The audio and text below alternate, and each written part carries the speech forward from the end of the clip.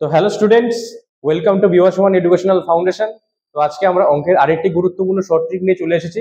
চলো দেখে নেওয়া যাক। আজকে আমরা এইচসিএফ, যাকে বাংলায় বলি গসাগু, তা শর্ট ট্রিক্সের মাধ্যমে কিভাবে বের করতে হয় তা জেনে নেব। সবার প্রথমে দেখো, এখানে দুটো সংখ্যা রয়েছে 8 আর 12। তো এই শর্টকাটের মাধ্যমে বের করতে গেলে আমাদের প্রথমে যেটা করতে হবে সেটা হচ্ছে 12 আর 8-এর মাঝখানে ডিফারেন্স বের করতে হবে। কত হচ্ছে? 8, 8 আর 4-এ 12 হয়, তো ডিফারেন্স হচ্ছে 4।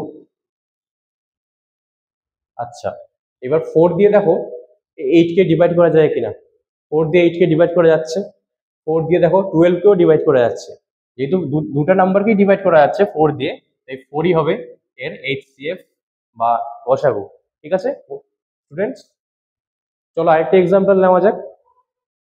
35, 45 আর 50, এখানে তিনটা নাম্বার রয়েছে। তো চলো এদের মাঝখানে প্রথমে আমাদের ডিফারেন্স বের করতে হবে। 35, 45 হচ্ছে 10 ডিফারেন্স। 45 থেকে 50-এ গেলে কত ডিফারেন্স হচ্ছে? 5 হচ্ছে। করে নিলাম। 35 আর 50-এর মাঝখানে ডিফারেন্স কত হচ্ছে? 15।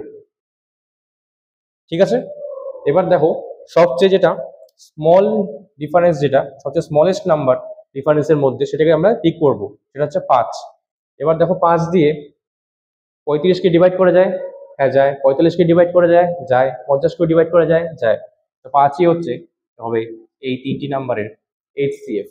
তো দেখেছো স্টুডেন্টস, শর্ট ট্রিক্সের মাধ্যমে আমরা কত কম সময়ের মধ্যে এটি এইচসিএফ বা গসাগু বের করে নিতে পারি।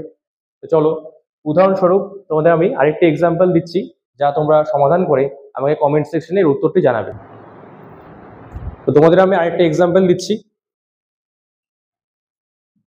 27 আর 32, এদের এইচসিএফ বা গসাগু কত হয় সেটা তোমরা বের করবে। এর উত্তর তোমরা বের করবে এবং অবশ্যই কমেন্ট সেকশনে এর উত্তরটি জানাবে। তো এরকম আরো নতুন নতুন শর্ট ট্রিক্স জানতে হলে আমাদের চ্যানেলটিকে ফলো করবে। Thank you.